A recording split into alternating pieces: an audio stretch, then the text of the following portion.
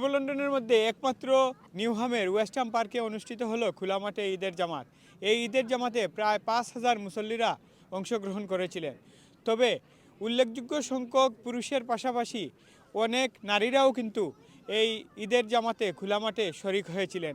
আমার সাথে আছেন কয়েকজন বোন যারা ঈদের মাঠে খোলা মাঠে কিন্তু নামাজ পড়েছেন। আমরা জানার চেষ্টা করব তাদের কাছ থেকে তাদের সেই অভিজ্ঞতা এবং অনুভূতি। আপনারা কেমন লাগলো ঈদের নামাজ পড়লেন? ওয়েদারটা আজকে চমৎকার ছিল।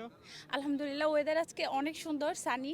আর আমরা নামাজ সবাই একসাথে পড়তে পেরে খুবই খুশি এবং ঈদটা খুব ভালোভাবে এনজয় করেছি।